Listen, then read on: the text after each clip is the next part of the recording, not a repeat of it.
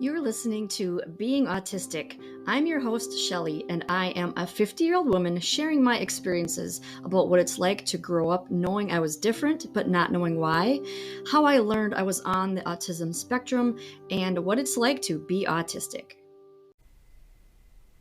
Hello, everyone. In this episode, I'm going to talk about therapy and how it applies to autism.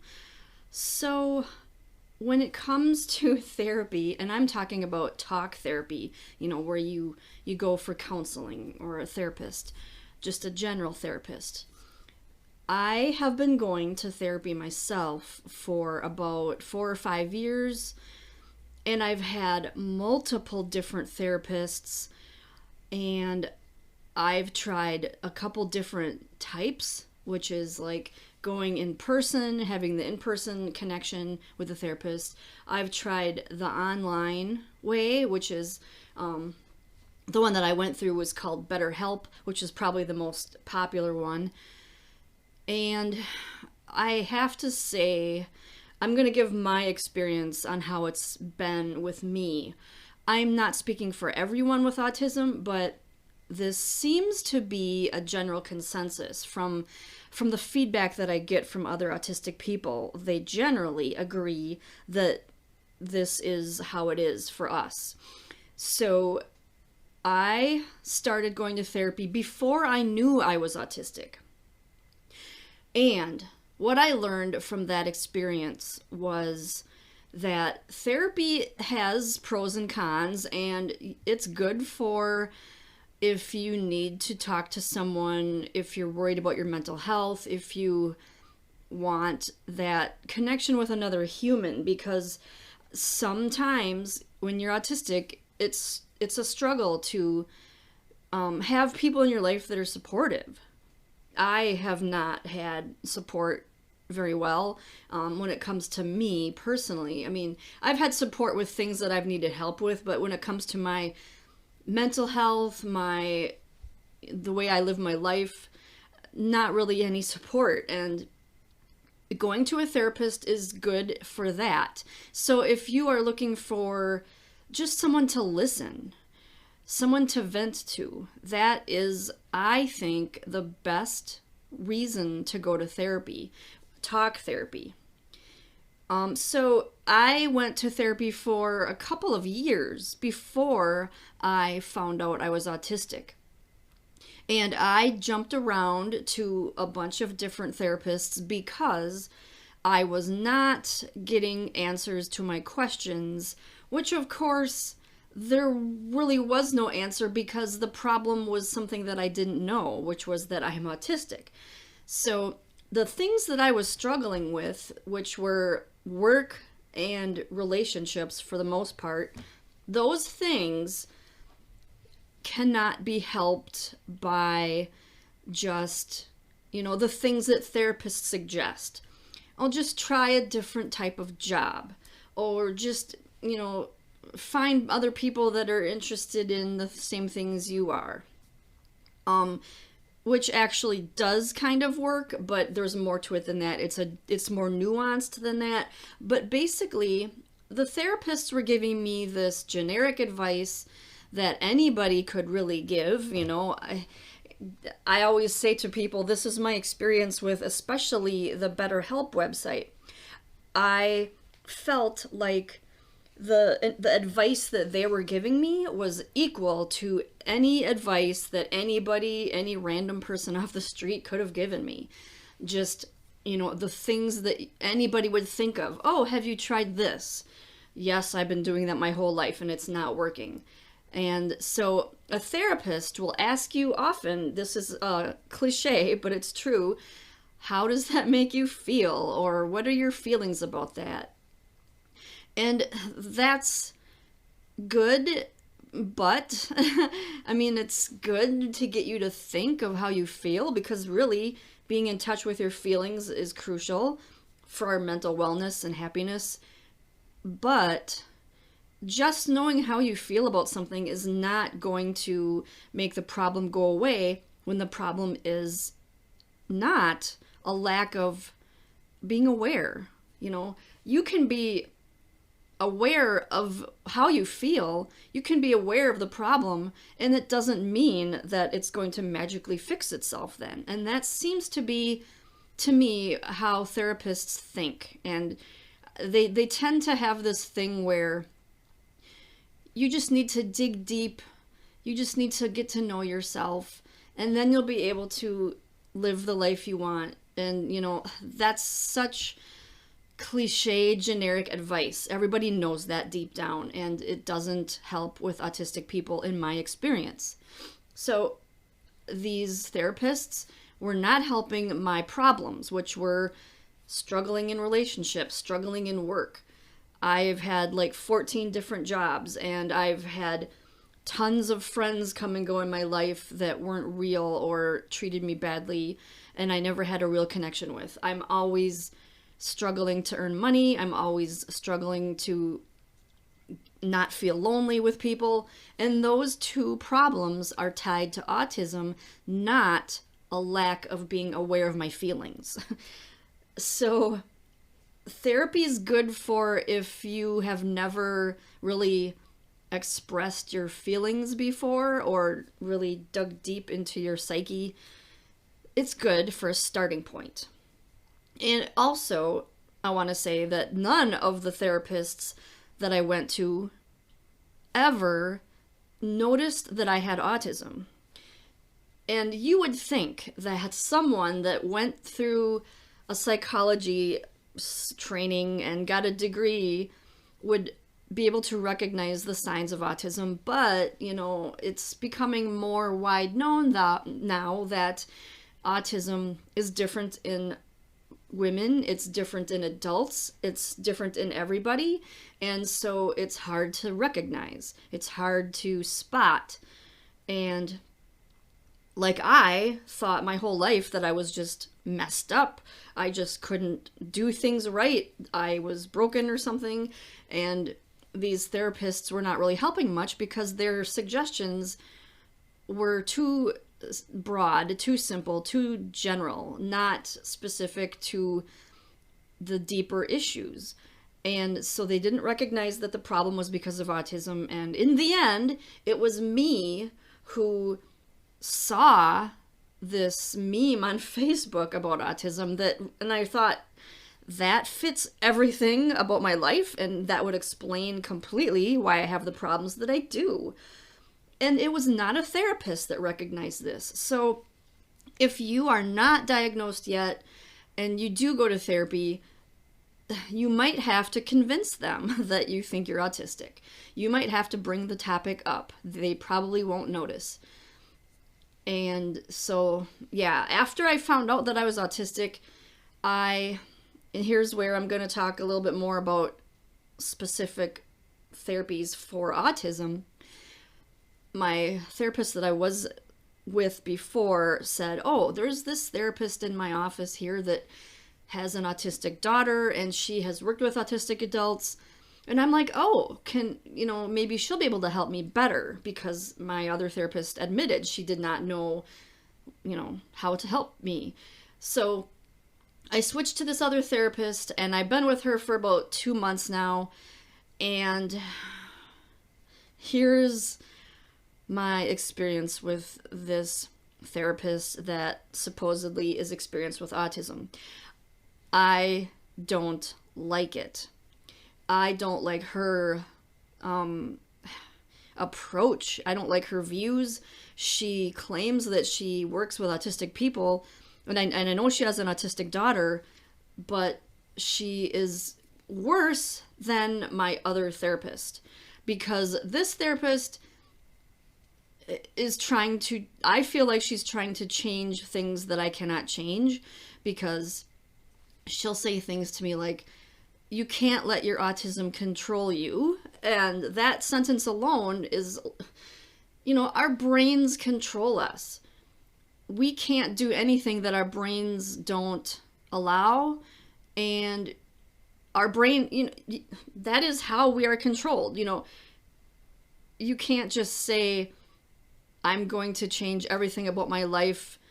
I'm going to override my brain, because the brain is what does it all. So And I've talked to other autistics about this as well, and they all agree that that is not something that a therapist should say to an autistic person, because, like I said, your brain is, you're working with something that's different than the majority of the population.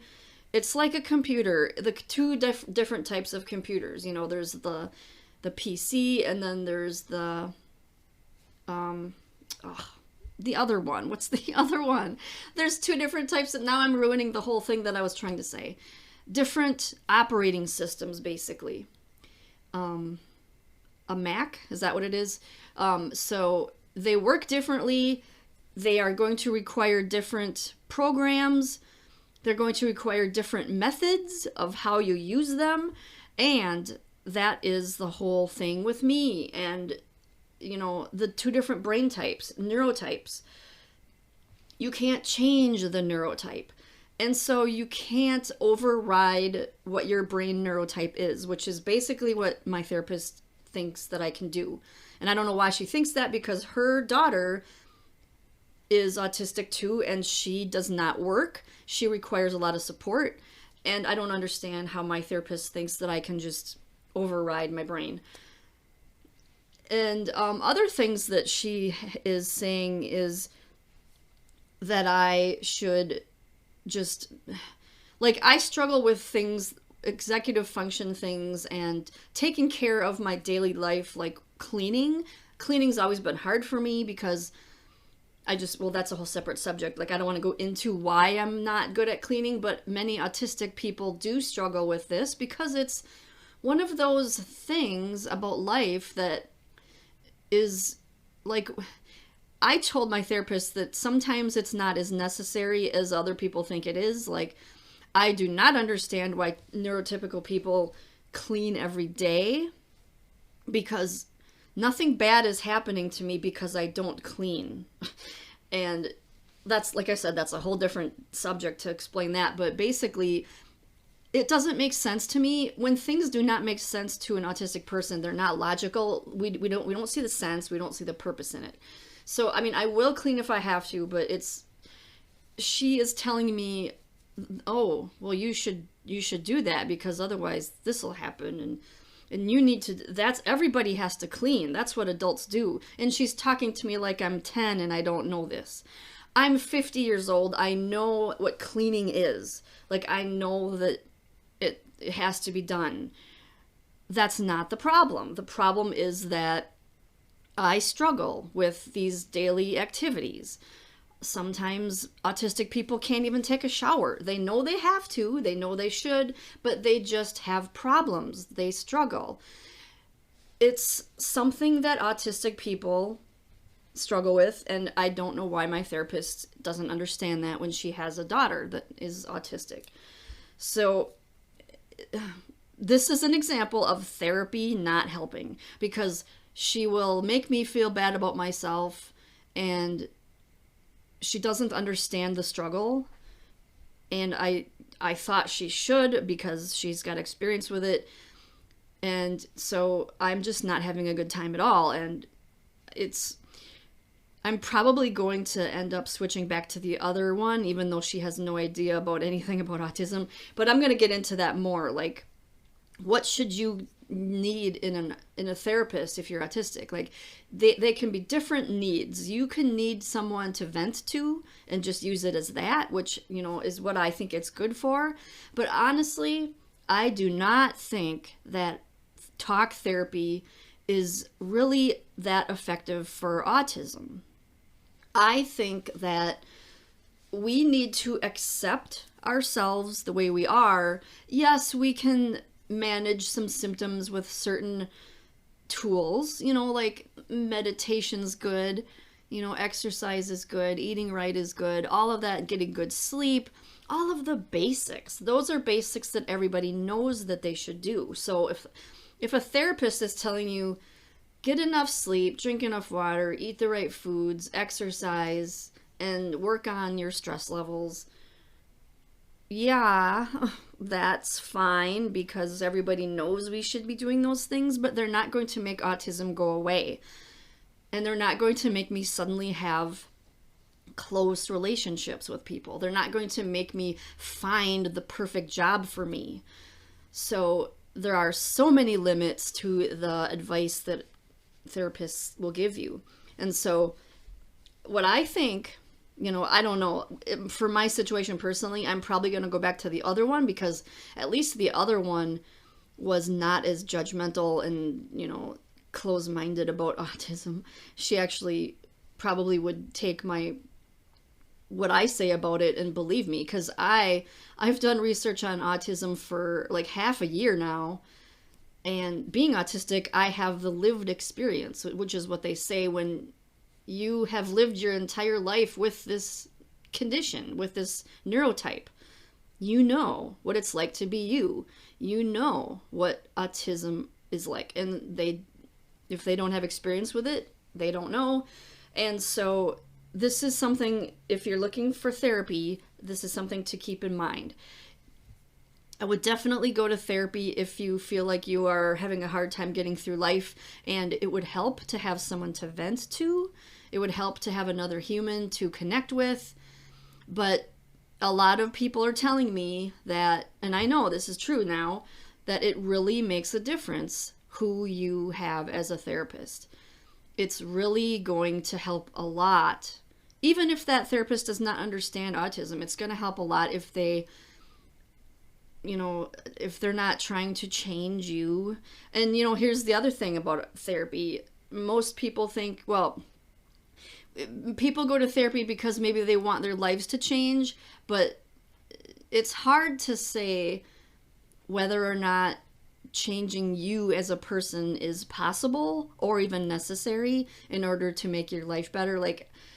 There's so many aspects of your life that you can change that don't necessarily require you to change your personality or you're changing your thought patterns is really what they try to do. And that's what CBT and DBT are, trying to be more aware of your emotions and not reacting, like responding rather than reacting, and having a different reaction, and then overriding the thought and having a different thought, like to be more positive. And I'm still learning, I don't know what to say about that, because it's a tough call. When you go to therapy, you're trying to fix your life, but at the same time, people with autism can't change their brains. They can't just suddenly be good with other people if they're not. They can't just suddenly not be triggered by sensory issues, So there's so many things that we cannot change about our brains. And so, and now I'm going to talk a little bit about ABA, which is something that I actually did a whole episode just on this, if you want to listen to that. But quickly, I'll just say ABA is controversial. It has been shown to cause PTSD after, they've done studies on kids that have had ABA therapy, and basically what it is conditioning. It's changing their behaviors that are natural to them because of their brain. It's what it stands for is applied behavior analysis therapy, and that is changing the behavior of an autistic person.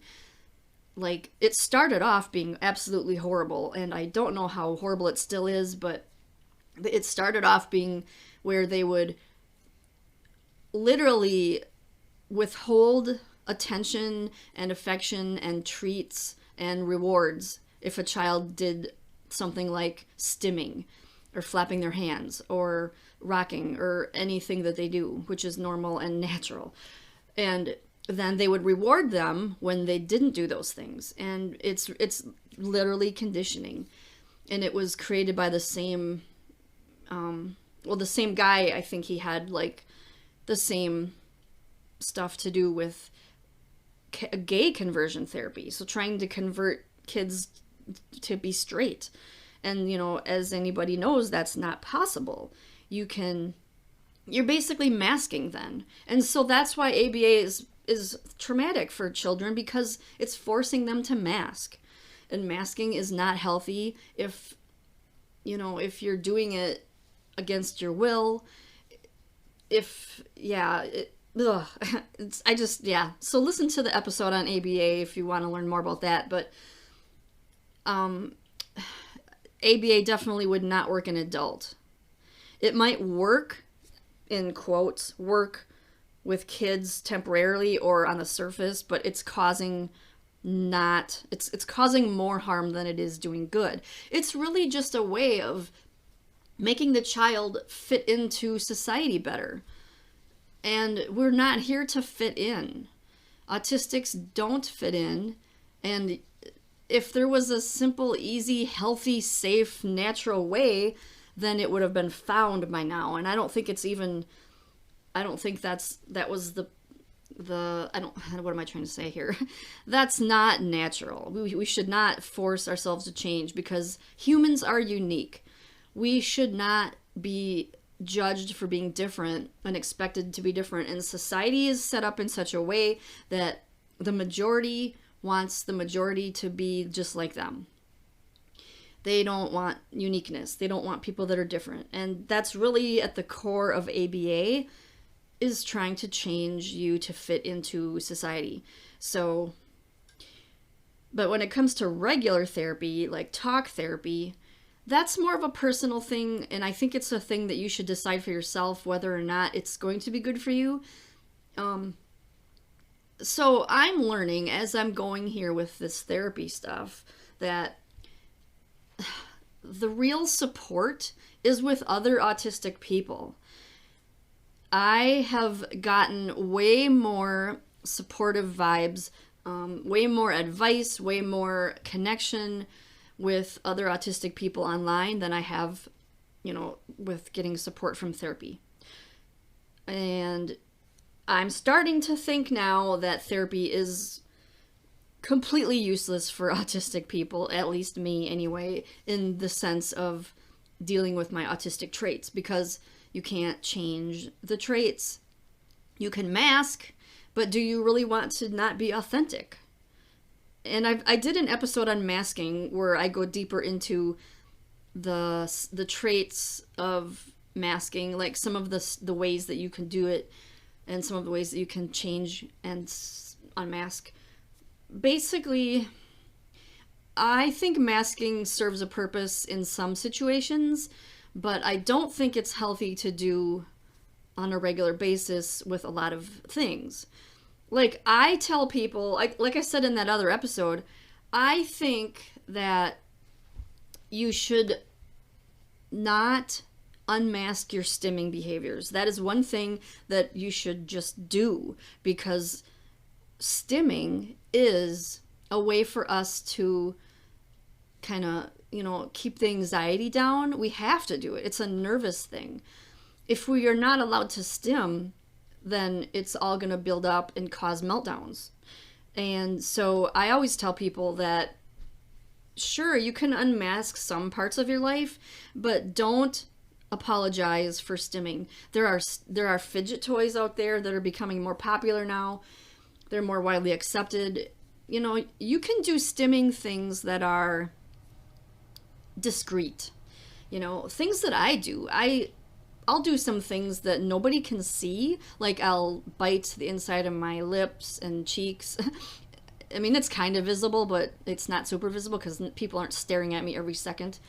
I also rub my fingernails against my fingers, and that's something nobody's going to care about, or bouncing your leg up and down,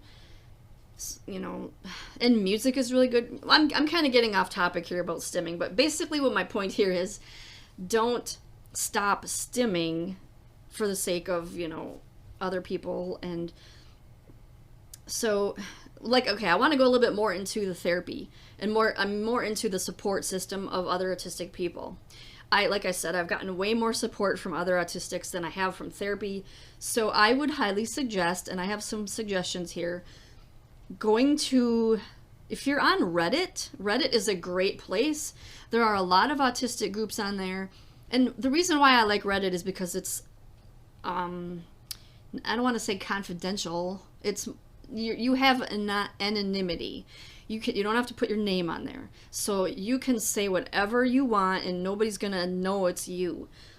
And that's a great place. So the one that I'm in is called Autism in Women.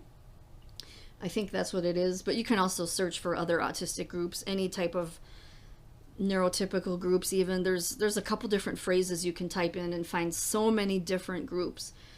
And also Facebook is really good too. Facebook is probably the main one because, I mean, that's if you don't mind people seeing your name, but you can also post generically, or not generic. What's the word? Why am I blanking on so many words today? Anonymously. You can post anonymously in Facebook groups if you want. So Facebook groups are good because there's so many. There's even more there than there are on Reddit. And I'm in probably 7 or 8 of the groups on Facebook. And it's really been invaluable. It's been so important for me, so crucial for my growth as an autistic person to talk to these other autistic people. They know what it's like, and they'll mirror back to you, yes, this is what I go through as well. You're not alone. And that is so important because no therapist is going to say, you're not alone. I understand how you're feeling about this. Nope. Unless that therapist is autistic themselves, well, good luck trying to find somebody who is an autistic therapist. But I think nothing can beat the support of other autistics, flat out. So for my future, I'm probably going to go back to my old therapist and just use that as a general way of venting to someone about my life, a general way of getting support from someone that's not judgmental. But I'm not going to go into therapy with the purpose of changing my personality or getting rid of my autistic traits. I want to work with them. I want to accept my autistic traits and find something that works for me. And that's really what I think all autistics would be better off doing, rather than trying to, don't use therapy to try to change your behaviors or your thought process. I mean, when it comes to the thought process, yeah, it's good to think positively and to try to better yourself, but and that's where learning about autism is key. Don't try to change things that are innate to you. Don't try to change things that are natural. And, like I said, autism is not a problem for the autistic person. It's a problem for the world. And that is what makes it a problem for us in the end, because we don't fit in with the world. And if it weren't for the neurotypical people, we would probably be fine, And so I don't think we need to be changed. I don't think our thought processes our thought processes do not necessarily need to be changed. We need to find ways that we can be the best version of ourselves without trying to eliminate the autistic traits, working with them. So let's say, for example, that you have a lot of sensory issues and they cause meltdowns, and that's one of your biggest struggles. So there are ways to avoid those sensory overloads. If it's work that you struggle with, like it did for me, well, I admit I was lucky enough that I had money to buy me some time to build a business. And so I built an online business. And that could be something you could work towards, because a lot of autistic people do well with working online, because you're still in your own home environment. You can control the lighting, you can control the noise, and you're not dealing with crowds of people. And so something like that's a good example of ways you can work around your sensory issues.